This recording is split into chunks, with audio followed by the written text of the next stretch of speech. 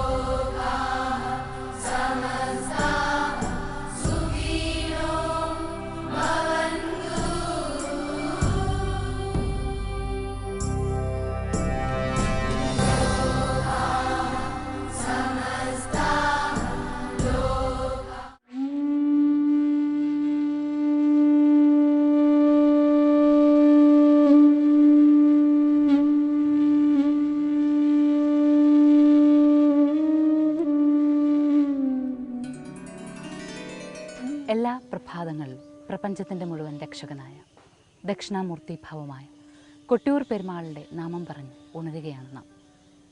കഴിഞ്ഞ കുറേ ദിവസങ്ങളായി കൊട്ടിയൂർ എന്ന നാമം പറഞ്ഞുകൊണ്ട് തുടങ്ങുന്ന ദിവസങ്ങളുമായി ഉദയാമൃതത്തിൻ്റെ കാഴ്ചകൾ പുരോഗമിക്കുമ്പോൾ കൊട്ടിയൂരിനോട് ചേർന്ന് നിൽക്കുന്ന ശക്തി സാന്നിധ്യമുള്ള കൊട്ടിയൂരിനോട് ചേർന്നുള്ള ശക്തിപീഠം എന്ന് തന്നെ വിശേഷിപ്പിക്കാവുന്ന മണത്തണ ഗ്രാമത്തിൻ്റെ പ്രത്യേകതകൾ അറിയുവാനുള്ള യാത്ര തന്നെയാണ് നാം നടത്തുന്നത്.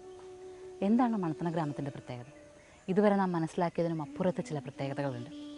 കൊട്ടിയൂർ പെരുമാളുടെ സ്വത്തുവകകളുടെ സൂക്ഷിപ്പുകാരിയാണ് മണത്തണയിലെ ഭഗവതി. മണത്തണയിലെ പോതി ആരാണെന്ന് ചോദിച്ചാൽ ലക്ഷ്മിയാണെന്നോ ത്രിപുരസുന്ദരിയാണെന്നോ ഭുവനേശ്വരിയാണെന്നോ സപ്തമാതൃക്കളുമാണെന്നോ ഭദ്രകാളിയാണെന്നോ ശ്രീപാർവതിയാണെന്നോ ആദിപരാശക്തി സ്വയം തന്നെയാണെന്നോ പറയാം. പക്ഷെ ആരാണ് എന്ന് വ്യക്തമായി പറയാനാകില്ല. അങ്ങനെ ഒരു പോതിയുണ്ട്, ഭഗവതിയുണ്ട്, അത് ഉറപ്പാണ്. അങ്ങനെയെങ്കിൽ കൊട്ടിയൂരുടെ അപ്പൻ്റെ, കൊട്ടിയൂർ പെരുമാളുടെ ആ സ്വത്തുവകകളൊക്കെ സൂക്ഷിക്കുന്നത് എവിടെയാണ്? ആ കാഴ്ച കാണാനാണ് ഇന്ന് നാം യാത്രയാകുന്നത്. ദിവസത്തിൻ്റെ കാഴ്ചകൾ ആരംഭിക്കാം. ആദ്യം ചിന്താമൃതം.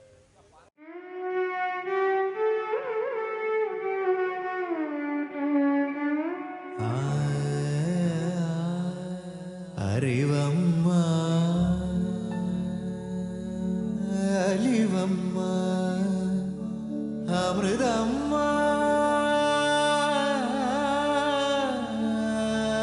അഖിലം നീ.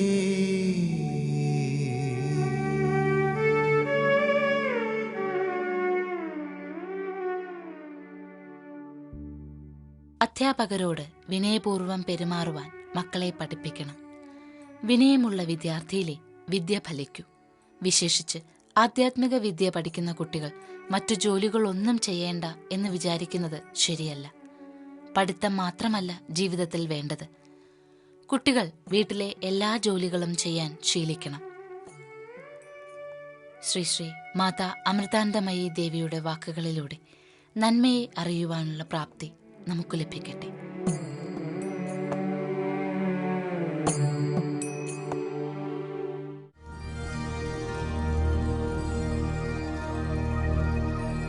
പണ്ടൊക്കെ കൃഷിഭൂമിയായിരുന്നൊരു പ്രദേശം. അതിന് തീരത്ത് ഒരു ഭണ്ഡാരപ്പുര. അവിടെ സ്വത്തുക്കൾ സൂക്ഷിക്കുവാനായി നാഗദൈവങ്ങൾ കാവലാളുകളാകുന്ന ഒരു ഭൂപ്രദേശം. അവിടേക്കാണ് നാം പോകുന്നത്. ആ കാണുന്നതാണ് ഗോപുരം. കരിമ്പന ഗോപുരം എന്നാണ് ഇതറിയപ്പെടുന്നത്. കരിമ്പന ഗോപുരത്തിലാണ് കൊട്ടിയൂർ പെരുമാളുടെ ഉത്സവത്തിന് കൊണ്ടുചെല്ലേണ്ടുന്ന എല്ലാ വസ്തുക്കളും, അതായത് വെള്ളിയുടെയും സ്വർണത്തിൻ്റെയും കലശങ്ങളും ഭഗവാന്റെ സ്വയംഭൂ ലിംഗത്തിൽ മൂടുന്ന ഗോളകവും ഉൾപ്പെടെ എല്ലാ സ്വത്തുക്കളും ഇരിക്കുന്നത്. ആ സ്വത്തുക്കൾക്കെല്ലാം കാവലായി നാഗത്താന്മാരുണ്ട് എന്നാണ് പറയപ്പെടുന്നത്. ആ ഗോപുരത്തിൻ്റെ പഴമയുള്ള കാഴ്ചയുമുണ്ട്, പുതുക്കം നിറഞ്ഞ അല്ലെങ്കിൽ പുതുമയുള്ള കാഴ്ചകളുമുണ്ട്. രണ്ടും നമുക്ക് ഒരുമിച്ച് കാണാനാകും അവിടേക്ക് ചെന്നാൽ.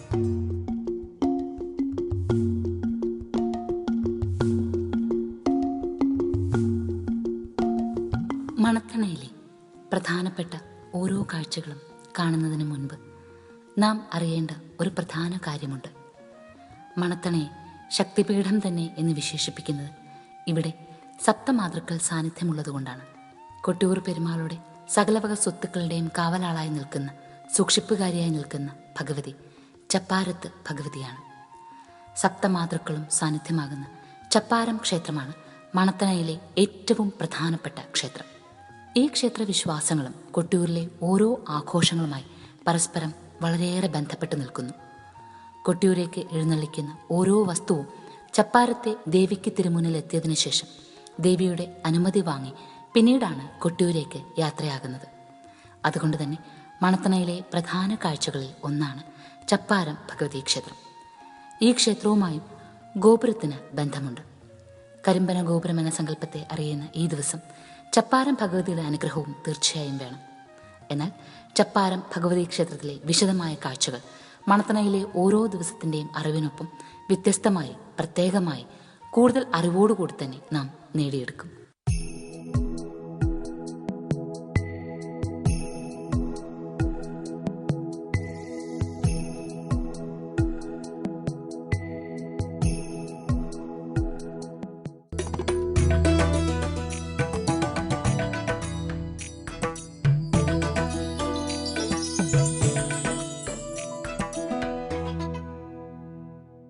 രാമായണ പുണ്യം വിതറുന്ന കർക്കിടക മാസ സന്ധ്യകളെ ഭക്തിസാന്ദ്രമാക്കാൻ രാമ രാമ രാമ രാമ രാമ രാമ പാഹി മാം, രാമപാദം ചേരണേ മുകുന്ദ രാമ പാഹി മാം.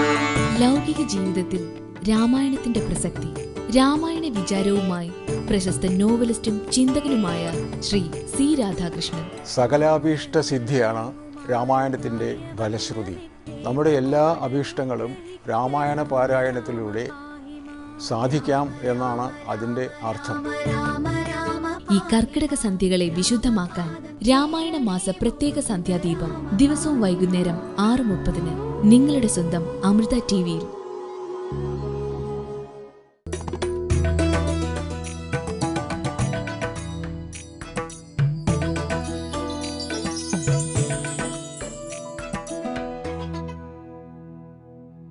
മണത്തണയിലെ ഗ്രാമവഴികളിൽ എല്ലാം തന്നെ ചൈതന്യമാകുന്നത് കൊട്ടിയൂർ പെരുമാളാണ്. ഓരോ വഴികളും ഓരോ കണ്ടങ്ങളും ഇന്നും കൊട്ടിയൂർ ദേവസ്വത്തിന് കീഴിലാണുള്ളത്, അല്ലെങ്കിൽ കൊട്ടിയൂർ പെരുമാളാണ് ഇതിൻ്റെ ഒക്കെയും അധികാരി. അതുകൊണ്ട് കൊട്ടിയൂർ ദേശം എന്ന് പറയുമ്പോൾ മണത്തണയും അതും ഉൾപ്പെടുന്ന ചുറ്റുവട്ടത്തുള്ള കുറേ ദേശങ്ങൾ വരും. ഇത് യഥാർത്ഥത്തിൽ സതീദേവിയുടെ സഞ്ചാരപാതയാണ് എന്നാണ് വിശ്വാസം. സതീദേവി ഓരോ ഘട്ടങ്ങളിൽ ഓരോ ഇടത്തായി സഞ്ചരിച്ച് മുന്നോട്ട് പോയി എന്നാണ്. അതിനെക്കുറിച്ച് ബന്ധപ്പെട്ട് നിൽക്കുന്ന വ്യത്യസ്തമായ ക്ഷേത്രങ്ങളും കാഴ്ചകളും ഒക്കെ നമുക്കിനി കാണാനുണ്ട് വിശദമായിട്ട്. പക്ഷേ ഈ ഒരു കൊട്ടിയൂർ ഉത്സവവുമായിട്ട് ബന്ധപ്പെട്ട് നിൽക്കുന്ന ദിവസങ്ങളിലൂടെ നാം കടന്നു പോകുന്നതുകൊണ്ട് നമുക്ക് ഈ ഒരു കാഴ്ചകളെ വിശദമായി തന്നെ പറഞ്ഞ് മുന്നോട്ട് പോയാലേ അതിൻ്റെ ഒരു പൂർണ്ണതയിലേക്ക് എത്തുകയുള്ളൂ. ഒന്നാമത് ഇത് ഒരു പ്രക്കൂഴം കഴിഞ്ഞ് ഉത്സവകാലമാണ്. അതിൽ തന്നെ മെയ് മാസം 31 തീയതി മുതൽ നീരെഴുന്നള്ളത്ത് ആരംഭിക്കുകയാണ്. മെയ് മാസം 31 നീരെഴുന്നള്ളത്ത് ആരംഭിച്ചാൽ ഈ നീരെഴുന്നള്ളത്തുമായി ബന്ധപ്പെട്ട് പിന്നെ തുടർന്നുള്ള ദിവസങ്ങളിൽ ഓരോരോ ചടങ്ങുകളായി ജൂൺ 6 ആകുമ്പോഴേക്കും അടുത്ത നെയ്യമൃത് തുടങ്ങിക്കഴിയും. അത് കഴിഞ്ഞ് പിന്നീട് ഓരോ ദിവസവും ഓരോന്നോരോന്നായിട്ട് വിശദമായിട്ടുള്ള വിശേഷങ്ങൾ തുടങ്ങുകയാണ്.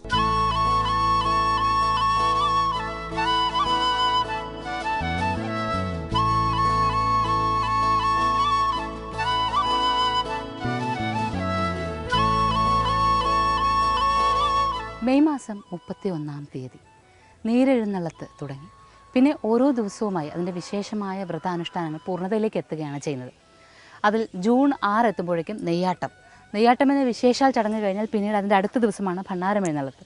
അത് കഴിഞ്ഞാൽ പിന്നീട് കൊട്ടിയൂരിൻ്റെ യഥാർത്ഥ ആഘോഷകാലം, ഭക്തർക്കെല്ലാം ദർശനം ലഭിക്കുന്ന പുണ്യകാലം ആരംഭിക്കുകയായി. അതിനു വേണ്ടിയിട്ട് ഗോപുരത്തിൻ്റെ കാഴ്ചകൾ കാണുവാൻ എത്തിയ നാം ഇപ്പോൾ ഒരു പ്രത്യേക ഘട്ടത്തിലാണ് നിൽക്കുന്നത്. ഒരു പാലം കടന്ന് നാം വരുമ്പോഴേക്കും ഒരു പകുതി എത്തിക്കഴിയുമ്പോൾ ഒരു ചെറിയ കിടങ്ങ് പോലെ കാണാനാകും. ഇത് തന്നെ അതിൻ്റെ ആകൃതി തന്നെ പഴയ ക്ഷേത്ര ശ്രീകോവിൽ, ചതുര ശ്രീകോവിലുകളുടെ അധിഷ്ഠാനങ്ങൾ നാം കണ്ടിട്ടുണ്ടല്ലോ, അതിൻ്റെ രീതിയിലാണ്. നേരെ വന്ന് ഒരു പഴയ ശ്രീകോവിലിൻ്റെ ആകൃതിയിൽ ഒരു ചതുര അധിഷ്ഠാനം കാണാം. അതിനും ഇപ്പുറത്ത് ഒരു കരിങ്കൽ പാലം. ഈ പാലവും ഈ ഘട്ടത്തിനും വലിയ പ്രാധാന്യമുണ്ട്. ഈ പ്രാധാന്യം എന്താണെന്ന് നാം ഗോപുരത്തെക്കുറിച്ച് വിശദമായി പറഞ്ഞ് അത് കഴിഞ്ഞ് ഭണ്ണാരം എഴുന്നള്ളത്തിൻ്റെ വിശദമായ കാഴ്ചകൾ പറയുമ്പോഴേ അത് പൂർണ്ണമാവുകയുള്ളൂ. ഏതായാലും ഈ ഘട്ടത്തിന് പ്രാധാന്യമുണ്ട് എന്ന് മാത്രം ഇപ്പോൾ മനസ്സിലാക്കാം.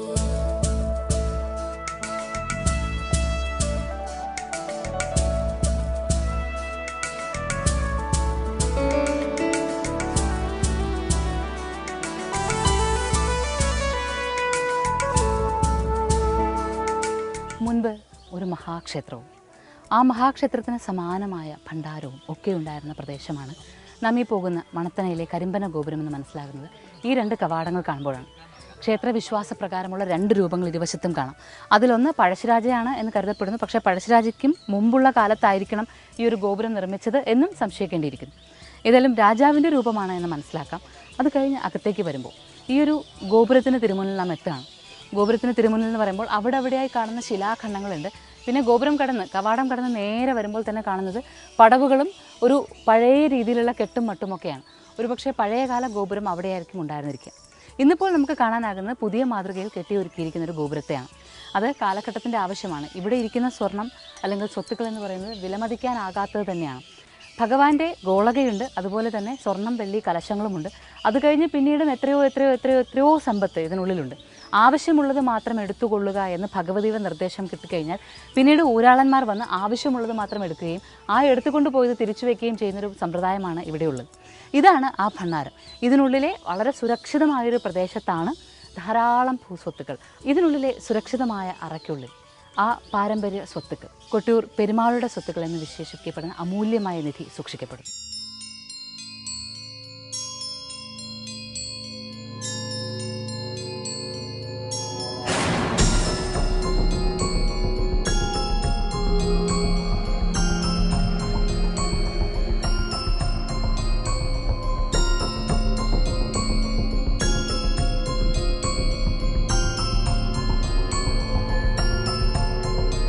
ഈ ഗോപുരത്തിന് അകത്തേക്ക് പുറത്തെ കാഴ്ചകളിലാണ് മാറ്റം വന്നിരിക്കുന്നത്. അകത്തേക്ക് നൂറ്റാണ്ടുകൾ പഴക്കമുള്ള ആ ഒരു സാന്നിധ്യം തന്നെയാണുള്ളത്. പക്ഷേ അത് ആരും തന്നെ കണ്ടിട്ടില്ല. മണത്തണ ദേശവാസികൾ പോലും ആരും തന്നെ കണ്ടിട്ടില്ല. അതിന് അവകാശികളുണ്ട് അകത്തേക്ക് പ്രവേശിക്കാൻ. അവർ മാത്രമേ അകത്തേക്ക് കടക്കാൻ പാടുള്ളൂ. ഇതിൽ തന്നെ കൊട്ടിയൂർ ദേവസ്വവുമായി ബന്ധപ്പെട്ട് നിൽക്കുന്ന 4 ഊരാളന്മാരുണ്ട്. 4 ഊരാളന്മാരും പിന്നെ ഒരു മണാളൻ എന്ന സ്ഥാനമുള്ള ആൾ, മണാളൻ. ഇങ്ങനെ 5 പേരുടെ കയ്യിൽ 5 താക്കോലുകളാണ്. അതിൽ മണാളൻ്റെ താക്കോൽ കൊണ്ടുവന്ന് തുറക്കുമ്പോഴാണ് ഇത് ആദ്യത്തെ വാതിൽ തുറക്കുന്നത്. അത് കഴിഞ്ഞ് പിന്നീട് 4 ഊരാളന്മാരുടെയും താക്കോലുകൾ വെച്ച് തുറന്നാലാണ് പ്രധാന കവാടത്തിനകത്തേക്കുള്ള സുരക്ഷിതമായ പ്രദേശത്തേക്ക് എത്താനാവുക. ഇത് കഴിഞ്ഞാൽ 7 കാരണവനാണ് അകത്തേക്ക് പോയിട്ട് ഈ ഒരു ആവശ്യമുള്ളത്, അതായത് കൊട്ടിയൂർ ഉത്സവത്തിന് ആവശ്യമുള്ള വസ്തുക്കൾ എടുക്കുവാനുള്ള അവകാശമുള്ളത്. പക്ഷേ ആവശ്യമുള്ളത് മാത്രമേ എടുക്കാവൂ എന്ന ഭഗവതിയുടെ നിർദ്ദേശം കൊണ്ട് കേട്ടിട്ടാണ് അകത്തേക്ക് ചെല്ലുന്നതെന്ന് പറഞ്ഞല്ലോ. അതുകൊണ്ട് തന്നെ ആവശ്യമുള്ളത് മാത്രമേ എടുക്കാൻ പാടുള്ളൂ താനും. ആവശ്യത്തിൽ കൂടുതൽ എടുത്താൽ അപ്പോൾ നാഗം കയ്യിലേക്ക് ഇഴയുന്നതായിട്ട് അനുഭവപ്പെടും അത്രേ കാരണവർക്ക്. അങ്ങനെ അനുഭവപ്പെട്ടാൽ ഉടൻ തന്നെ നിർത്തിക്കൊള്ളണമെന്നാണ്. പിന്നെ അതിനുശേഷം ഒന്നും അവിടെ നിന്ന് എടുക്കാൻ പാടില്ല. ശക്തമായി നാഗങ്ങൾ കാവലുള്ള പ്രദേശമാണ് ഇത്. അത് വെറുതെ പറയുന്നതല്ല. ഈ തലമുറയിൽപ്പെട്ടവർ പോലും പലപ്പോഴും ഉച്ചസമയത്തോ അല്ലെങ്കിൽ അല്ലാത്ത ആരുമില്ലാത്ത സമയങ്ങളിൽ ഇവിടെ വരുമ്പോൾ നാഗങ്ങൾ ധാരാളമായി ഇവിടെ കാവൽ നിൽക്കുന്നത് കാണുവാൻ സാധിച്ചിട്ടുണ്ട്. ഇതുമായി ബന്ധപ്പെട്ട അനുഭവം 1000 അനുഭവങ്ങൾ പറയുവാൻ ഭക്തർക്കുണ്ടാവും. ഇന്നും ഇത് നാഗങ്ങൾ നിറഞ്ഞു നിൽക്കുന്ന പ്രദേശമാണ്. ചെറിയ സാധാരണമായ ഭക്തിയോടുകൂടി ഇവിടെ വന്ന് ഗോപുരത്തെക്കുറിച്ച് പറയുന്നതൊക്കെ ശരിയാണ്. പക്ഷേ അതല്ലാതെ ഒരു ലക്ഷ്യത്തോടു കൂടി ഇവിടുത്തെ സ്വത്തിൽ കണ്ണുവെച്ചുകൊണ്ട് ഒരാൾക്കും ഈ മതിൽക്കകത്തേക്ക് പ്രവേശിക്കാനാകില്ല ഒരു കാലത്തും എന്നുള്ളതിന് ഒരു സംശയവുമില്ല.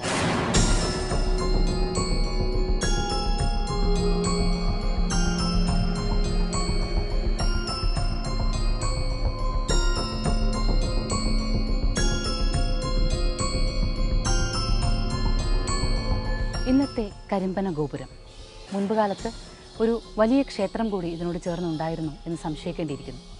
തുടക്കത്തിൽ തന്നെ പ്രവേശിച്ചു വരുമ്പോൾ കവാടത്തിൻ്റെ ഇരുവശത്തുമായി 2 ശില്പരൂപങ്ങൾ നാം കണ്ടുവല്ലോ. സാധാരണ ക്ഷേത്രങ്ങളിലെ പ്രവേശന കവാടത്തിലേതുപോലെ. അതുപോലെ തന്നെ ഇന്നത്തെ കരിമ്പന ഗോപുരം ഇരിക്കുന്നതിന് തൊട്ടുപുറകിൽ ഇതുപോലുള്ള പടവുകളും ഇരുവശത്തും ക്ഷേത്രങ്ങളിൽ നാം കാണുന്നത് പോലെ തന്നെ ഇരുവശത്തും കെട്ടുകളും കാണാം. ഇത് കഴിഞ്ഞ് ഈ 2 കെട്ടുകൾക്കും മധ്യത്തിലൂടെ നടന്നു എന്നാൽ മറ്റൊരു പടിയാണ് അകത്തേക്ക് കയറുവാൻ. അതായത് ബലിക്കലിൻ്റെയോ അല്ലെങ്കിൽ കൊടിമരത്തിൻ്റെയോ ഒക്കെ തൂണുകൾ സ്ഥാപിക്കുന്ന തരത്തിലുള്ള ശിലകൾ കാണാം. ആ ശിലകൾ കഴിഞ്ഞ് വീണ്ടും വലിയ കെട്ടുകളാണ്, ഇത്രയും ഉയർന്നു നിൽക്കുന്ന കെട്ടുകൾ.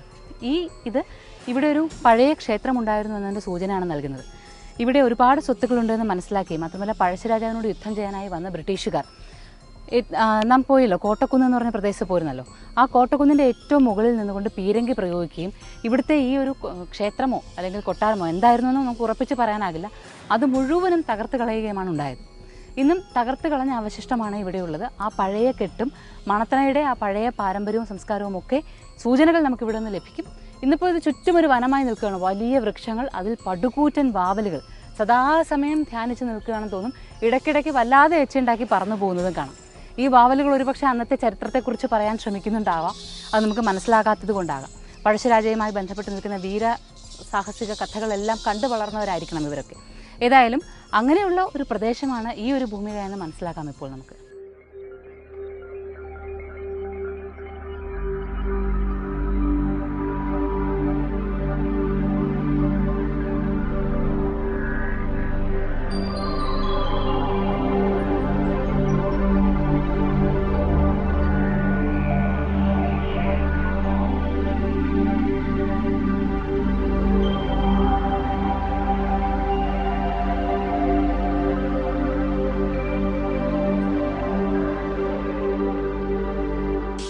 മണത്തണയിലെ കരിമ്പന ഗോപുരം.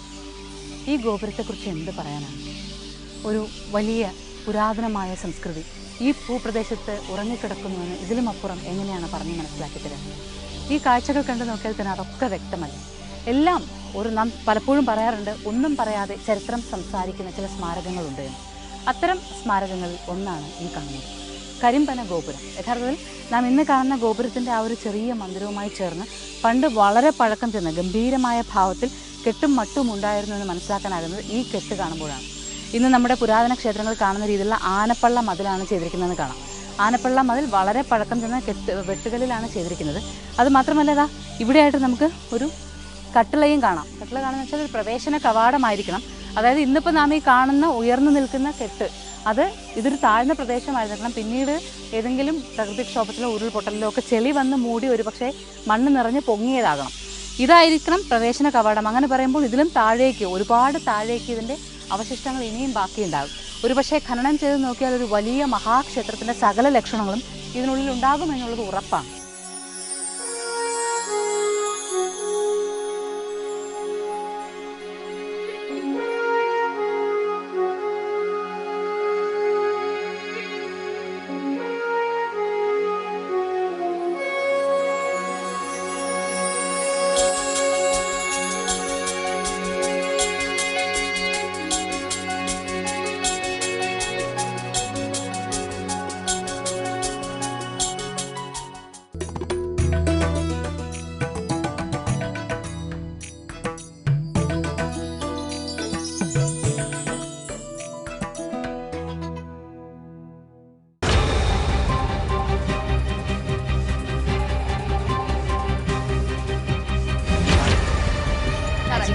സർക്കസുണ്ട്, സ്കിറ്റുണ്ട്.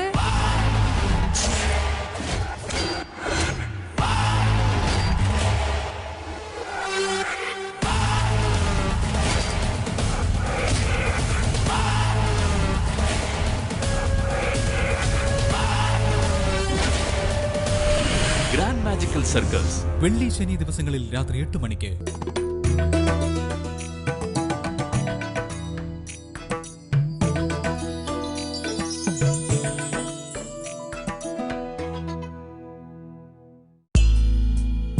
ഇന്നാണ് കൊട്ടിയൂരിലെ പ്രസിദ്ധമായ നീരെഴുന്നള്ളത്ത്. നീരെഴുന്നള്ളത്ത് യഥാർത്ഥത്തിൽ പുറം ചടങ്ങാണ്. പക്ഷേ ഈ നാളിലാണ് ഒരു വർഷക്കാലത്തിൻ്റെ ആഘോഷങ്ങൾക്ക് ശേഷം അക്കരെ കൊട്ടിയൂരിലേക്ക് ആദ്യമായി സ്ഥാനികർ പ്രവേശിക്കുന്നത്. ഇതുമായി ബന്ധപ്പെട്ട ചടങ്ങുകളെല്ലാം തന്നെ ഇക്കരെ ക്ഷേത്രത്തിലാണ് നടക്കുക. തൃച്ചെറുമന്നിലെ ജന്മസ്ഥാനികരായ ഒറ്റപ്പിലാൻ പണിക്കർ, കാടൻ, ജന്മ ആശാരി, പുറങ്കലയൻ എന്നിവർക്ക് രാവിലെ ഇക്കരെ ക്ഷേത്ര സന്നിധിയിൽ 4 നാക്കിലകളിൽ പഴം, ശർക്കര, മുഴുവൻ തേങ്ങ എന്നിവ പ്രസാദമായി നൽകുന്നു. അതോടൊപ്പം വാളശക്കാരണവന്മാർ തണ്ണീർ കൂടി നടത്തുവാൻ കൽപ്പന കൊടുക്കുകയും ചെയ്യുന്നു. കൽപ്പന കിട്ടിക്കഴിഞ്ഞാൽ 4 സ്ഥാനികരും മേൽപ്പറഞ്ഞ വസ്തുക്കളുമായി മന്ദംചേരിക്ക് പോകുന്നു. അവിടെ വെച്ച് തണ്ണീർ കുടി എന്ന ചടങ്ങ് നടത്തും.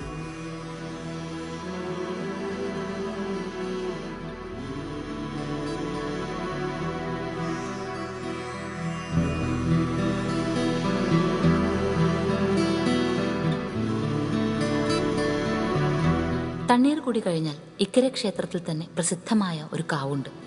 ആയില്യാർ കാവ് എന്നാണ് അതറിയപ്പെടുന്നത്. കാവിൽ പുണ്യാഹം നടത്തുന്നു.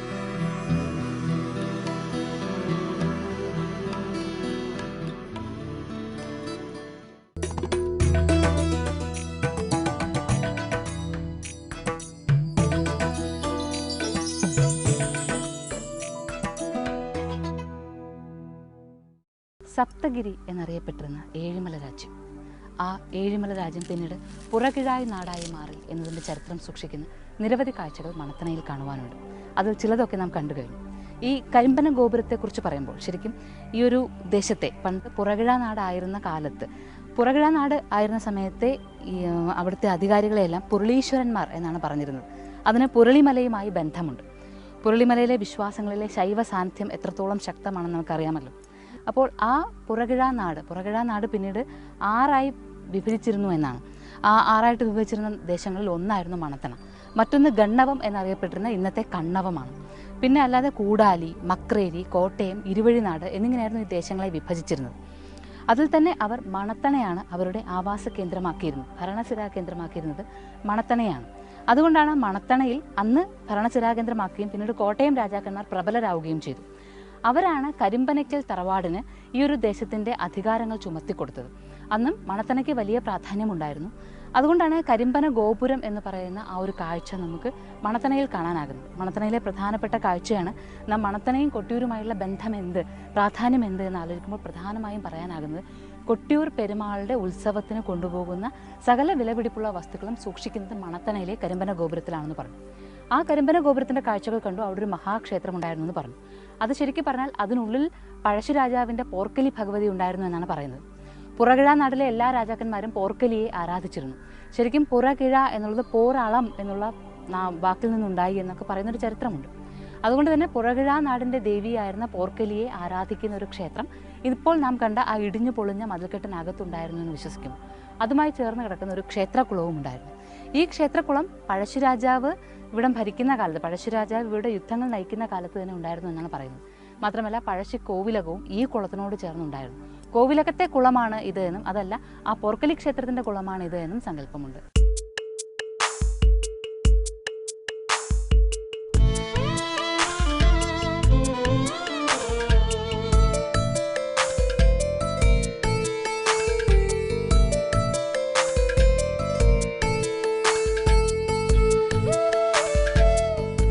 കൊട്ടിയൂർ ആഘോഷങ്ങളുമായി ബന്ധപ്പെട്ട് മണത്തണയിൽ എത്തിയ നാം മണത്തണയുടെ വിശ്വാസങ്ങളെ, പ്രാധാന്യത്തെ മനസ്സിലാക്കിക്കൊണ്ട് മുന്നോട്ട് സഞ്ചരിക്കുമ്പോൾ ഇവിടെ ഓരോ കാഴ്ചകളിലും തിങ്ങി നിൽക്കുന്നത് ഒരു ചരിത്രമാണെന്ന് മനസ്സിലാക്കുകയാണ്.